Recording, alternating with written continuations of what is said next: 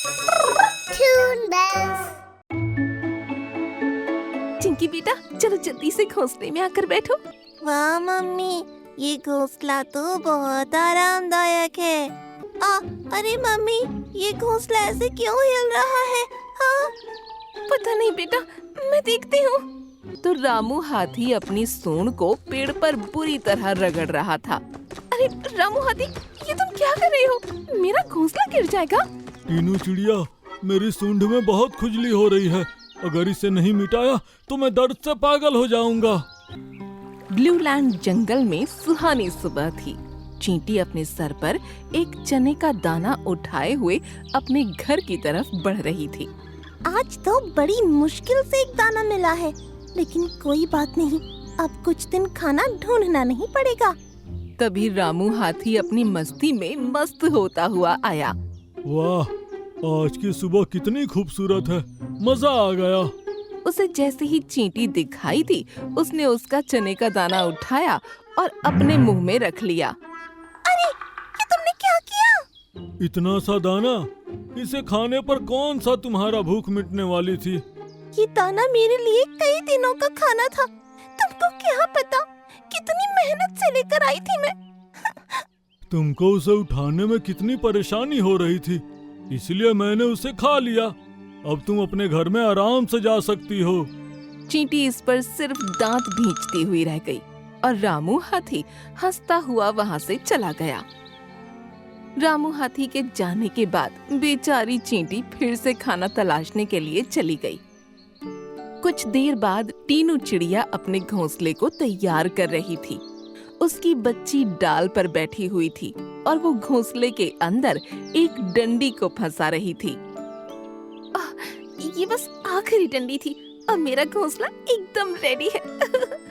चिंकी बेटा, चलो जल्दी से घोंसले में आकर बैठो। हमारा घोंसला अब रहने के लिए रेडी हो चुका है। क्या सच में मम्मी? चिंकी चिड़िया खुश होते हुए घोंसले में आ बैठी और उसके बाद टीनू चिड़िया भी घोंसले में बैठ गई। वाह मम्मी, ये घोंसला तो बहुत आरामदायक है। वो दोनों अभी खुश हो ही रही थीं कि उनको झटके महसूस हुए। अरे मम्मी, ये घोंसला ऐसे क्यों हिल रहा है? हाँ? पता नहीं बेटा, मैं देखती हूँ। टीनू चिड़िया ने घोंसले से निकलकर देखा तो रामू हाथी अपनी सूंड को पेड़ पर बुरी तरह रगड़ रहा था। अरे रामू हाथी, ये तुम क्या कर रहे हो? मेरा घोंसला गिर जाएगा। टीनू चिड़िया, मेरी सूंड में बहुत खुजली हो रही है। अगर इसे नहीं मिटाया तो मैं दर्द से पागल हो जाऊंगा। टीनू चिड़िया की बातों को नजरअंदाज करते हुए रामू हाथी पेड़ को हिलाता रहा। उसका घोंसला अब किनारे पर आ गया। मम्मी! चिंकी चिड़िया जैसे ही घोंसले से बाहर निकली, घोंसला जमीन पर गिरकर टूट गया। ओह, हे भगवान, ये क्या हुआ? ओह, टीनू चिड़िया, तुम्हारा टोकरा तो टूट गया।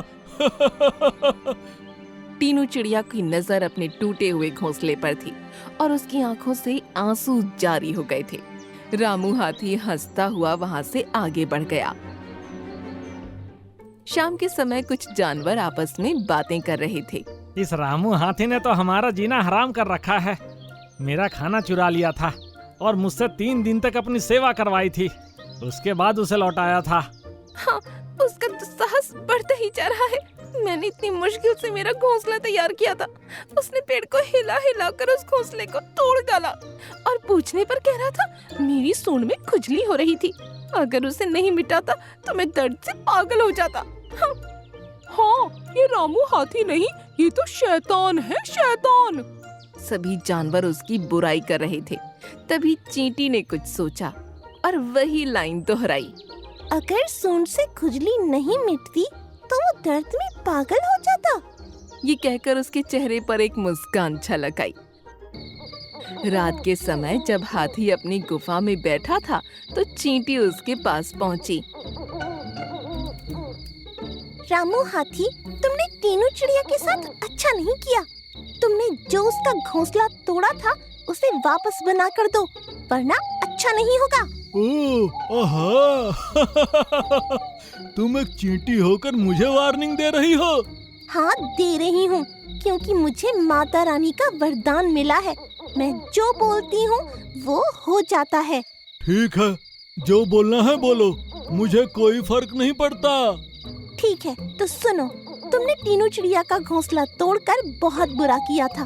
तुमको उसके घोंसले को फिर से बनाकर उसे लौटाना होगा, और अगर कल शाम होने से पहले तुमने ये काम नहीं किया तो तुम्हारी सूंड में इतना दर्द होगा कि तुम उसे सहन नहीं कर पाओगे। ओह, मैं तो डर गया। अब हो गया ना तुम्हारा, चलो अब फूटो यहाँ से, मेरा सोने का टाइम हो गया है। ये कहकर हाथी ने अपनी आंखें बंद की और सो गया। चींटी अब चुपचाप से उसके करीब गई और उसकी सूंड के अंदर बैठ गई। अब आएगा मजा।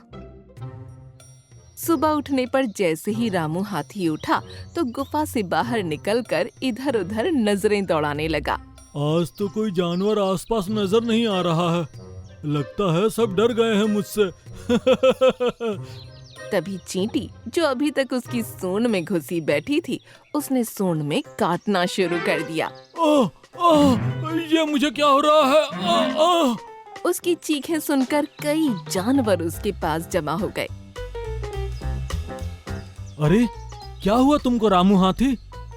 पता नहीं, आह, मेरी सूंड में बहुत ज्यादा दर्द हो रहा है। अब उसको चींटी की कही बात याद आई और वो वहाँ से दौड़ पड़ा। ये हाथी भी ना बहुत अजीब हरकतें कर रहा है। मेरा घोंसला कितनी मेहनत से बना था, अब तो इसकी सारी डंडियां एक एक करके पेड़ पर ले जानी होंगी और फिर इसे बनाना होगा। इसमें कितनी मेहनत लगेगी। तभी रामू हाथी अपनी सूंड में नरम घास दबाए हुए वहाँ पहुँचा। टीनू चिड़िया, तुम उदास मत हो, मैं कुछ करता हूँ। ये कहकर रामू हाथी अपनी सूंड के जरिए घोंसले को जोड़ने में लग गया।